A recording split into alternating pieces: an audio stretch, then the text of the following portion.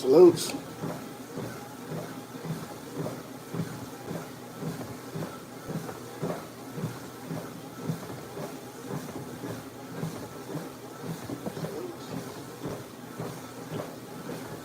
All right, all right.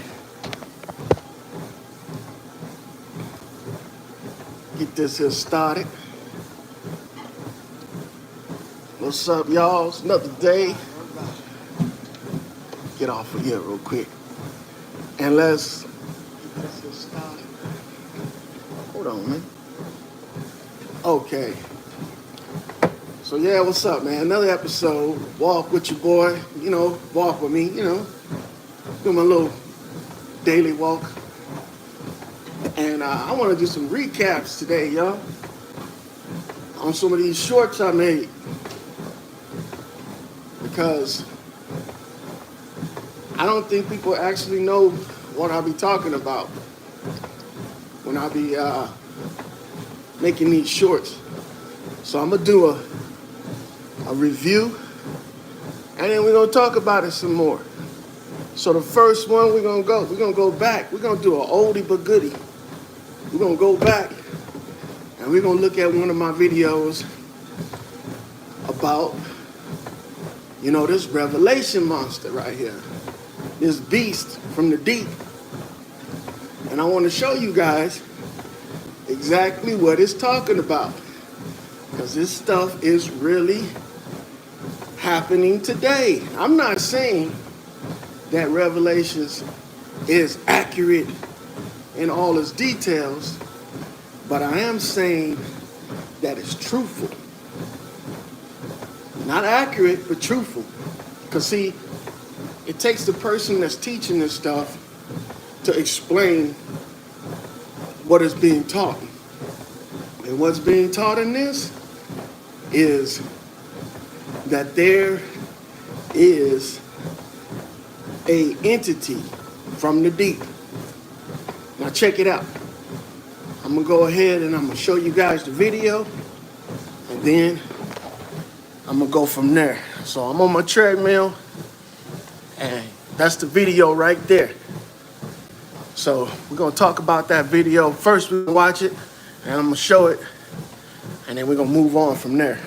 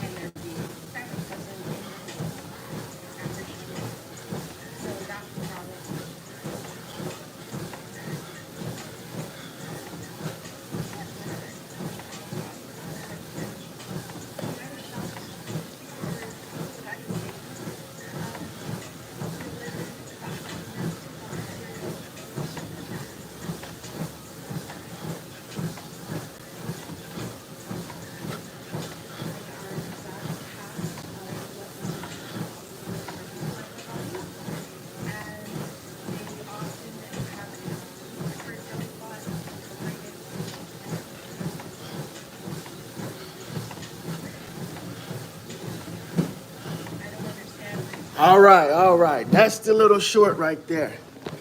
That's the short. In case you guys want to know what I'm talking about, go back into my archives, check out that short, and I'm about to do an explanation on what that means. You see how it said Revelations 13? That's the story that's talking about this thing that comes from the deep that actually exists today.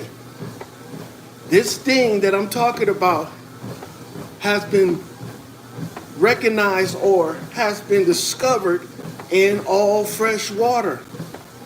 Now this thing that I showed is called a Hydra. Believe it or not, this thing has been around since the conception of man. And it's always been around. But our people, or people period, have been able to get around the existence of this thing through modern technology. And now it's come full circle all the way back around to affect us again. When we first encountered this thing, we encountered it in nature. And it was discovered, and it was resolved, or it was remedied in nature. Now, the way it was remedied or discovered in nature was through animals consuming this entity or this creature. And the effects from consuming this creature caused a myriad of symptoms. I mean, any symptom you can think of today: the common cold, flu, cancer, all types of diseases. This thing was a marvel. It was the main competition for all land-dwelling animals, and some sea-going animals. But this is what happened. They found out how to get rid of this animal, right, when it's encountered in nature, by discovering fire. When they discovered fire, that was a game changer. This animal was put at bay, and it was put at bay by, destroying it with fire. So when they would go and get the water and the animals from the water and bring them back to the camp, they would immediately put them on the fire. And that right there would purge the water and the animals that were in the water from this creature. So back then, they didn't know about cancer. Well, they didn't call it that. They didn't know about all those diseases and stuff. So, they did what they could do, and when they discovered this animal, they didn't discover it as a microscopic creature. They discovered it as a creature that was growing for hundreds of years, because the life expectancy of this animal, the hydra, they don't know what the life expectancy is. They haven't been able to watch it have a natural lifespan and pass on through normal, normal means. They've always seen the demise of this animal when it was killed or destroyed, but they've never seen it die of natural causes. So hundreds of years this animal can live. Now, when it's inside of your body, it continues its lifespan. When you die, guess what? It continues its lifespan. This animal is so hard to get rid of once it's in the body that it was considered a menace. So all foods, all waters, all liquids had to be sterilized. When they found this out, they started a large campaign. And I'm talking about from ancient time, they started a large campaign. From way back in the biblical days, they started an extermination campaign on this animal, the hydra. And they figured out how to get rid of it. And it was through sanitary means, which means boil the water and cook your food. Because before that, people were eating whatever they can get, and in however means they can make it, however way they can prepare it. But once they discovered that fire killed this animal, because this was the main predator of all land-based animals, the main predator, even over the bears, the lions, and the tigers and shit, this animal has been known to kill 100 times the amount of people that natural land-based predators have killed. This animal, which starts off microscopic and becomes visible to the natural eye after decades of living in fresh water, some even say that this animal is the full-grown version of the octopus. And I can see why they talk like that, because this thing has tentacles. The hydra just might be the main cause of all animal creatures on land demise. The hydra, because it numbers in the trillions in fresh water. Now I know I'm saying that it in numbers in the trillions, but you got to understand, this animal can reproduce by budding or by sex. That means, and I think that that's the form of conception for this animal. Once it mates, it doesn't have to mate again for a long period of time, but it keeps producing offspring throughout its entire life.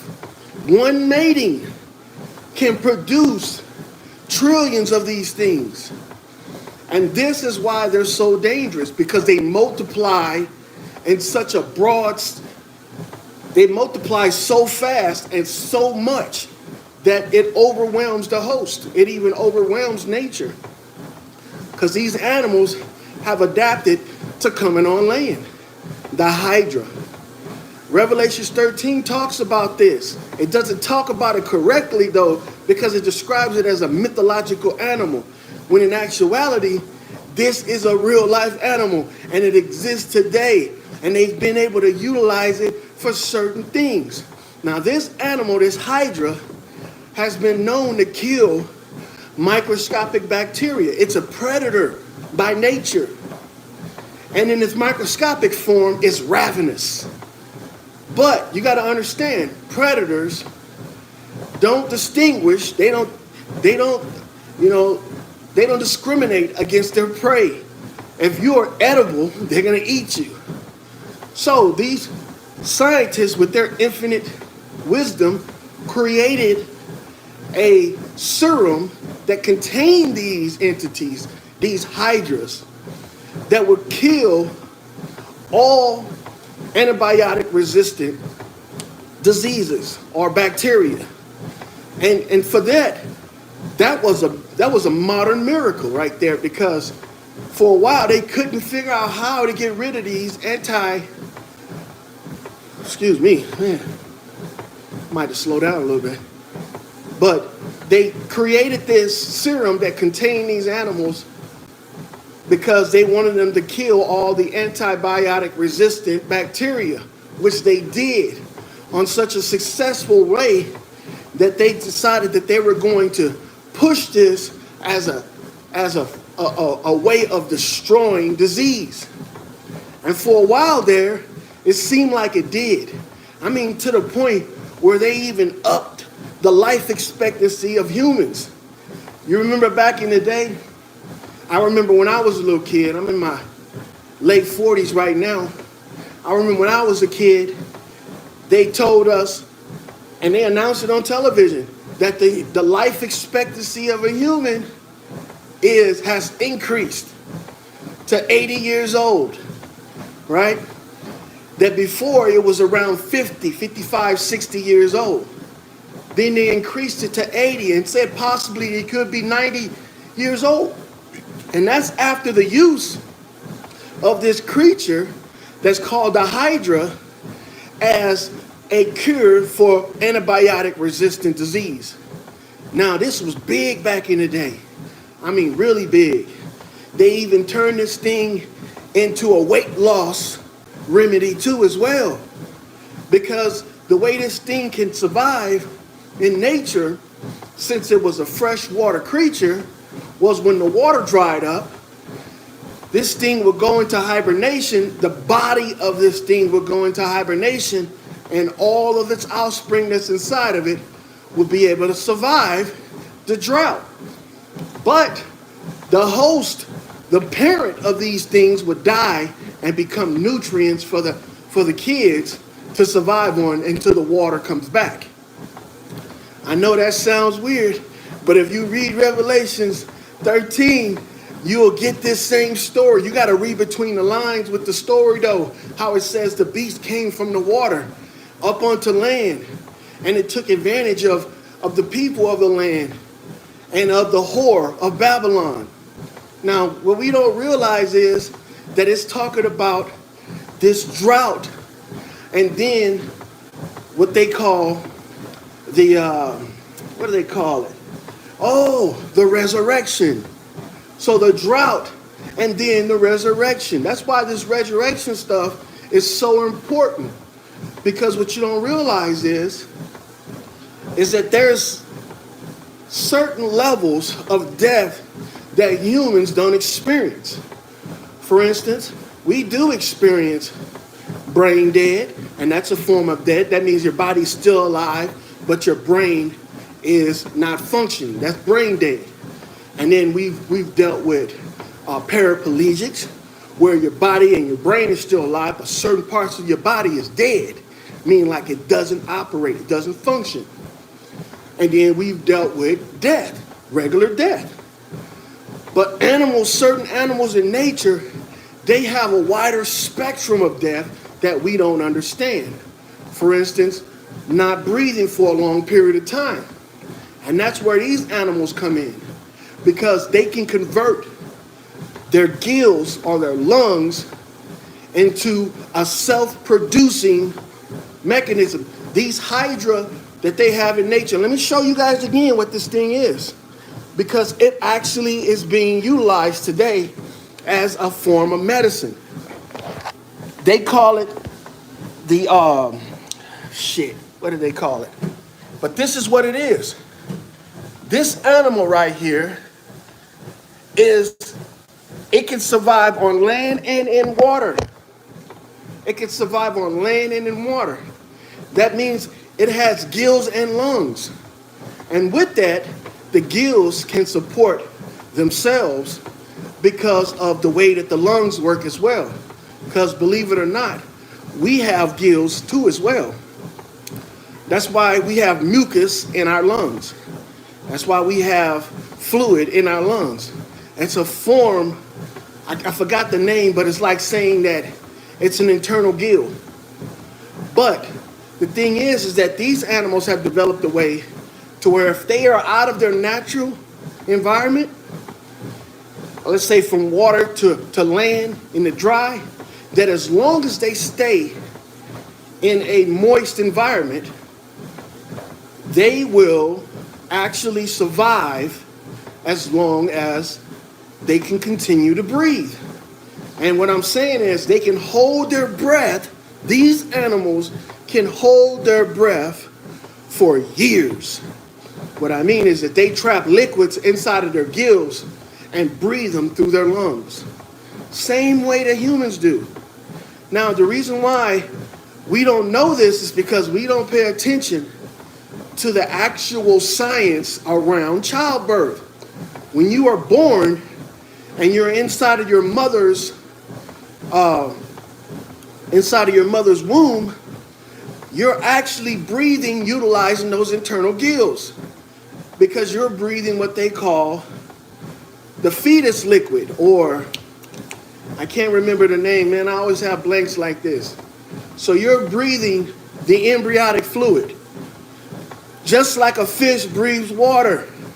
That's because we have the same ability. We have the gill, same ability as a fish. But as we get older and we're outside of that environment, we adapt to breathing air, the gas liquid, which is actually water, but in a gaseous form. And believe it or not, that we're like fish out of water, because the air is filled with water.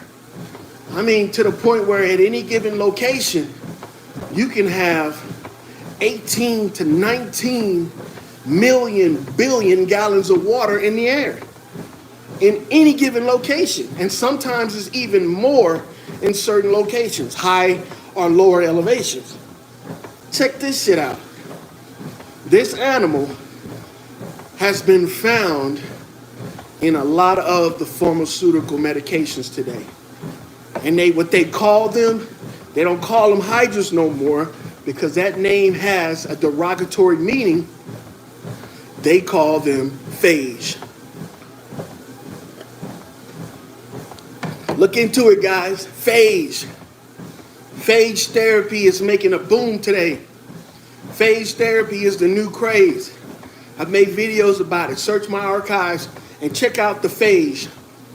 The phage is the exact same animal that they say that they've created artificially, but in actuality, it's a natural grown animal in nature, and it survives in fresh water.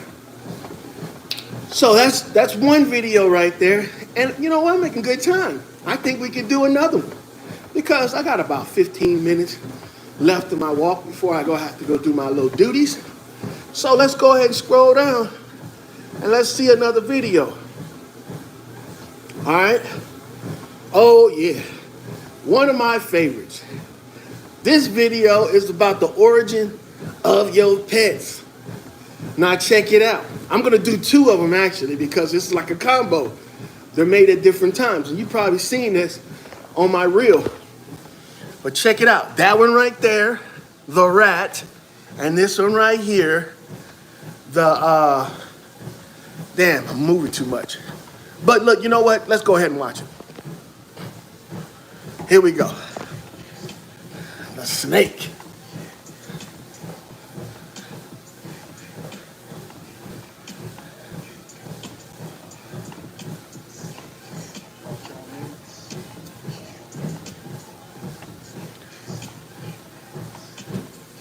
All right, that's enough of that one.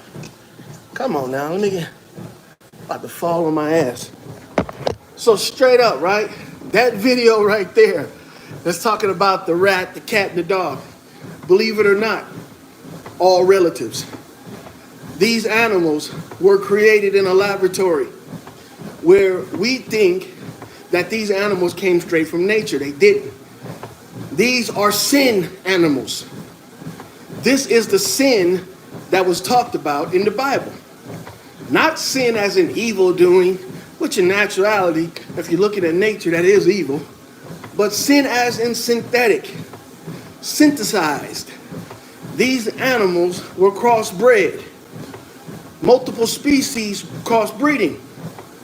Now, back in the day, I learned a neat little tidbit about conception. That if a woman is capable of having twins, she can have twins from multiple fathers. Meaning that one twin would belong to one father and the other one would belong to the other father. And that has been biblically announced and scientifically verified. Now, we know about this biblically from the story of Esau and Jacob, right? Two brothers born from the same womb, right? Same mother, supposedly same father, but came out with different characteristics. One came out smooth and fair-skinned, and the other one came out tawny and rugged, Esau, okay? They knew about this since the biblical days. They knew about cross-breeding.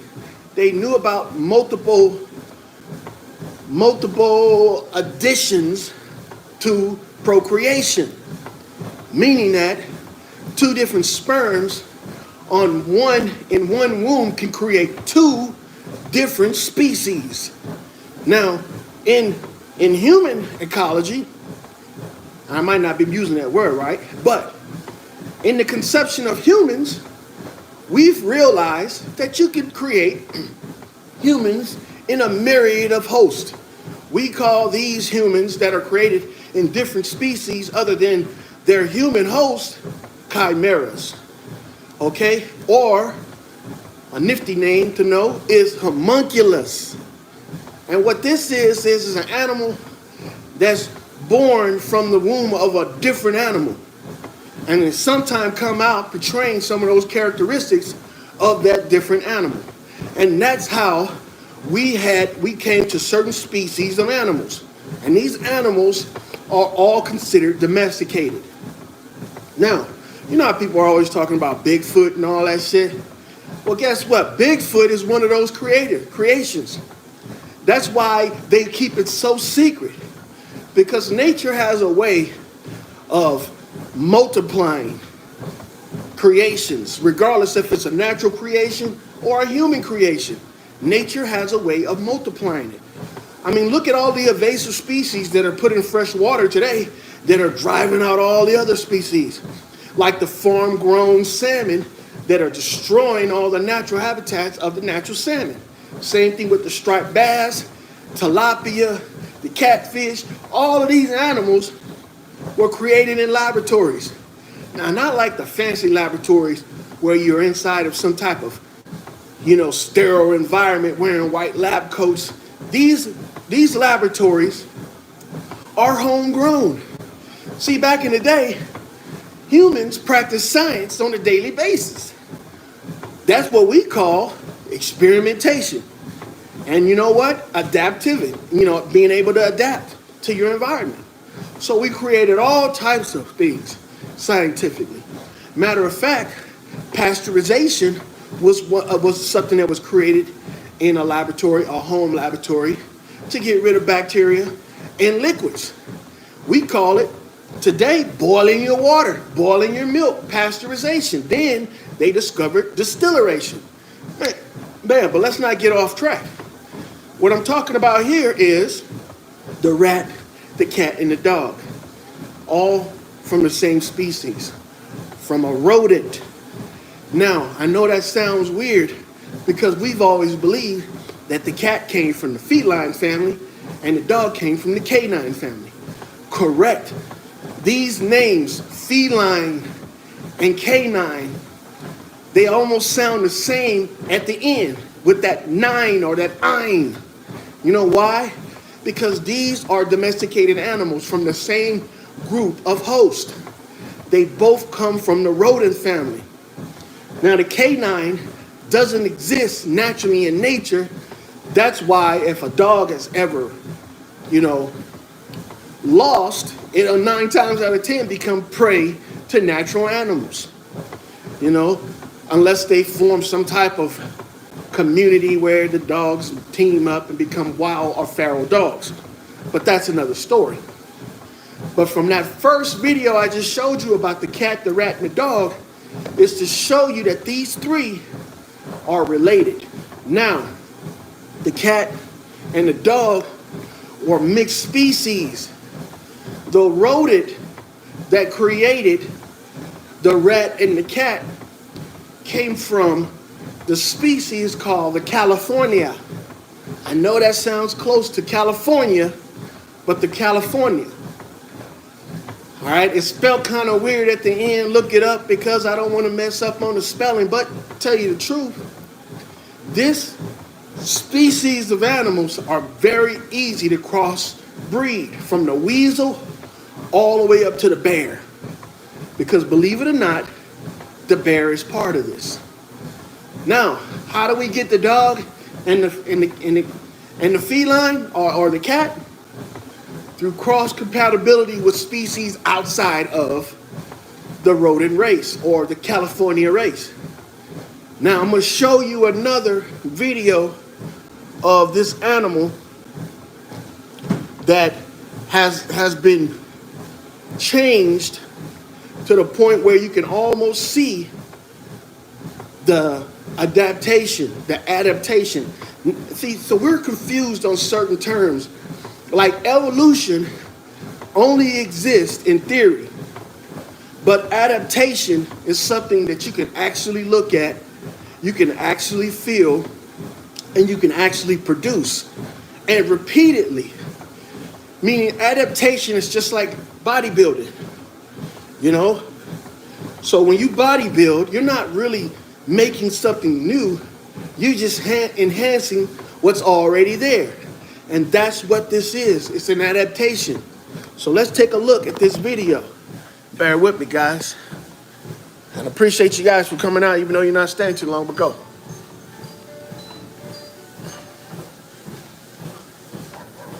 All right. One more time.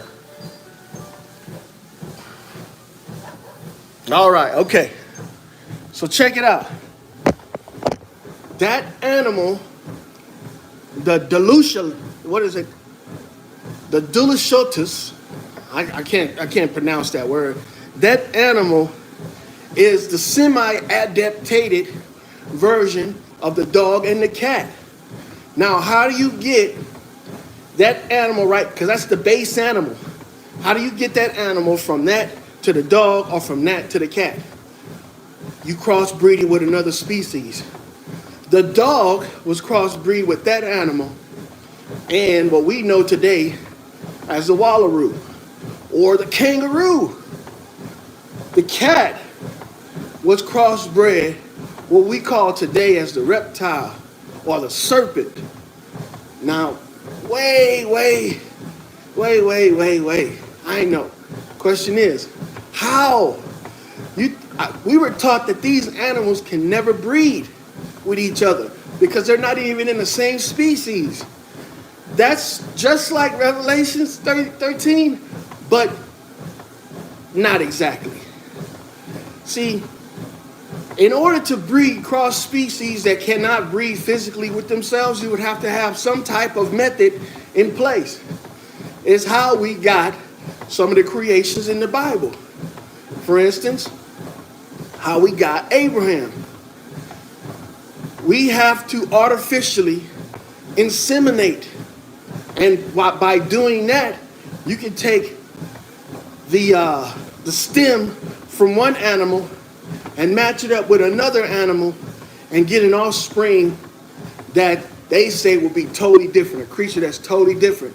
But in actuality, it's just an adaptation to something that's already there. Now with the cat, they match that animal and the reptile to get the feline, the cat. In order to get the dog, they mix that animal and the kangaroo, which in itself is a large rodent. So a lot of these things that we're looking at in nature are not created naturally. Meaning that if these animals were in nature all along, they would need protection from another animal like us. And if you look around the world, you will find that most of these areas where these animals live out in nature are all reserves. And the reason why they're reserves is because these animals cannot survive outside of captivity by themselves because they are what we call, they're called, God damn it. Oh, they're called domesticated. That quick. They're called domesticated. You know what I'm saying? And you would say, why? But we got lions, tigers, and bears. These aren't domesticated. Yes, they are. They're domesticated because they can't survive without human intervention. Now, what I mean by that is they have to be protected from other animals and from humans. When we have animals out in nature that don't require this protection at all. And you say, well, why do they eat humans? Well, why do your dogs attack other humans? Why do your cats attack other humans?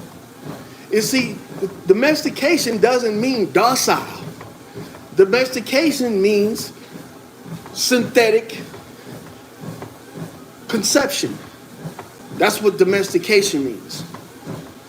Now, don't take my word for this. You got to look into this because they're not going to come out and tell you that your pets are domesticated, which means that they're artificially conceived. But if you dig down into it and you get somebody that in science that will tell you the truth, they'll tell you the exact same thing, along with a bunch of other words you probably can't pronounce. But all domesticated animals are synthetically conceived through artificially inseminated means. Now, once they get an animal from and they produce both sex, then they let nature take its course, and there you go. We have a species of animal that can procreate it on its own, but it can't survive on its own. See, it needs human intervention. Now let's go over some of these animals before I get off here, and let's talk about the ones that might be domesticated. For one, the biggest one of them all, right, is the rhinoceros. The rhino is a domesticated animal, believe it or not. And it's a cross between an aquatic species and a land species. The aquatic species doesn't have to be a fish. It could be a land animal, a water animal like the whale or the dolphin. Aquatic species.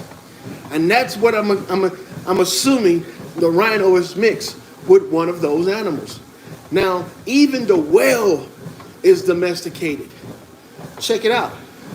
The larger whales, the giant whales, were domesticated by crossing aquatic animals with land animals like the elephant. The elephant is a land animal that's natural. It can survive with and without human intervention because it's natural from nature.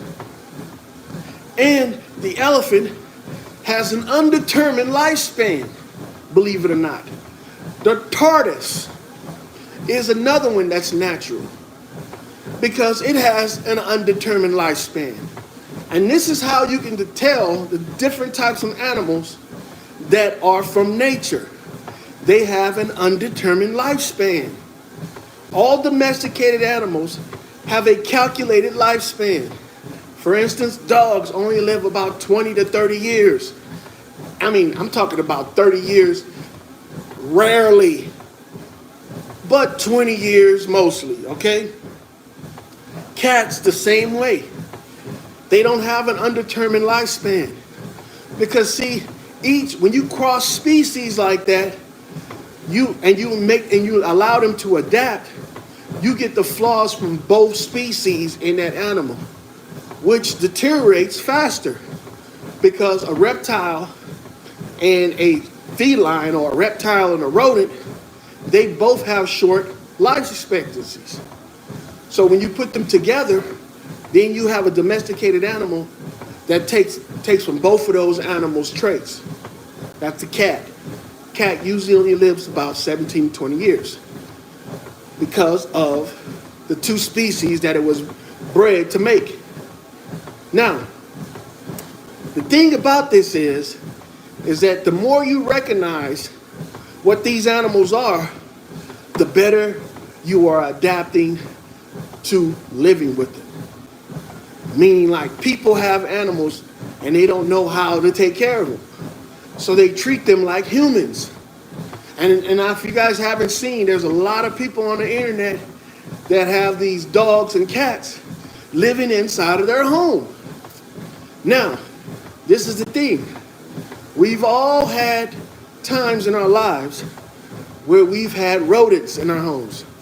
And we've seen the destructive nature of these rodents. So they are considered pests. Why would you allow one of their ancestors to occupy your living dwelling without impunity as one of your family? See, and the reason why people do this is because lack of information. If you knew that a dog and a cat was a rodent, you wouldn't allow them to roam freely into your house, because rodents by nature are self-destructive. Look at one of the most destructive rodents in nature right now, known as the beaver. The beaver destroys large quantities of agriculture, large lands where humans have occupied by means of changing the environment with the flooding of the dams and the draining of rivers. Beavers do that. And if they're allowed to, they would change the entire landmass of a location that they occupy if not kept under control. This is why nature does what nature does. The beaver is a natural animal. It has an unknown life expectancy and is capable of living under its own reconnaissance from humans, meaning that it doesn't need human intervention to survive. That's why it's from nature. It's natural. It's not sinful. Okay. Rodents have been known throughout history to carry dangerous pathogens. A pathogen is a living organism called a bacteria. A bacteria is what causes all diseases. All diseases. Let me tell you something. There's no natural element or mineral in nature that causes diseases like bacteria. Matter of fact, bacteria is the most adaptive species of animal in nature. And the reason why is because it has an unknown life expectancy as well. Check it out.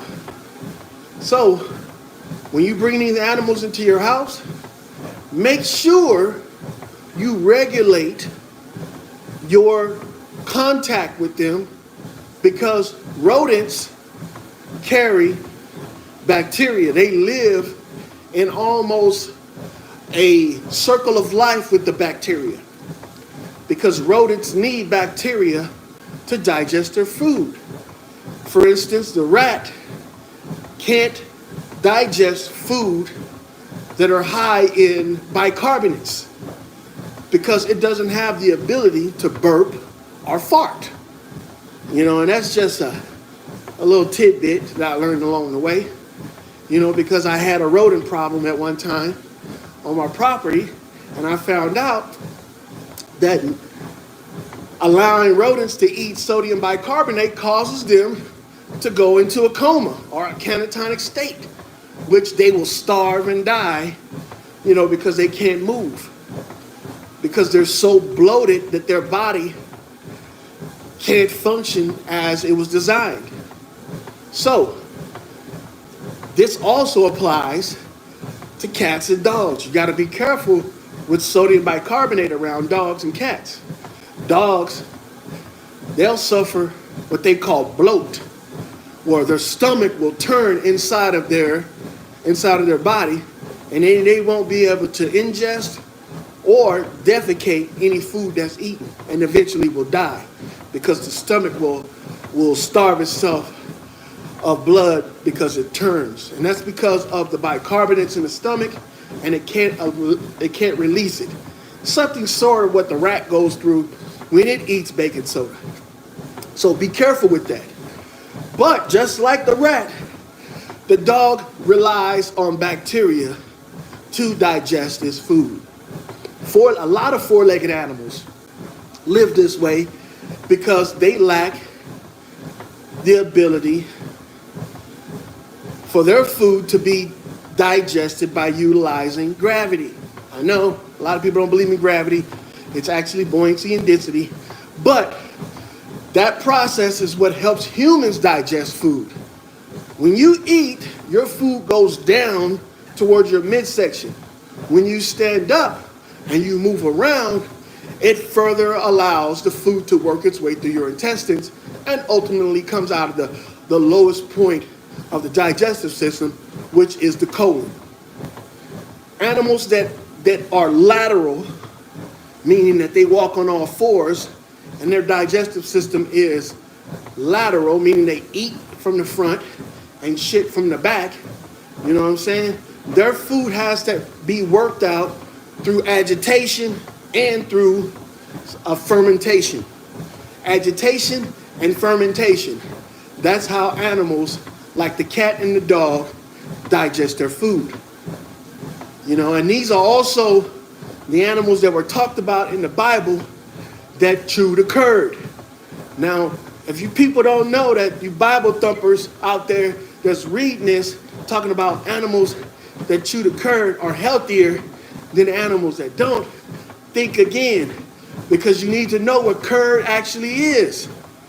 And see, that's the problem with most of our Bible thumpers. They don't really know the English language and its translation to Latin and Greek, which is actually ultimately Hebrew. But curd is food that's already eaten. It's either regurgitated or defecated. And the animals that eat it are either eating puke or poop. So that's the conclusion of my Walk With Your Boy episode. I'm going to be doing more of these, so stand by. I hope you guys like it. Hit a like in that and subscribe. Join the channel. Forgive me if it sounds distorted because I'm actually out walking. I've been doing it for like 45 minutes now. So, this is part of my little routine. And I'm going to be doing it, letting you guys know. And I'm going to be recapping on a few of my shorts because these have hidden messages for people that want to learn this information. All right, so stay tuned, and thank you for coming and viewing my live stream. And you guys have a good one. Whew.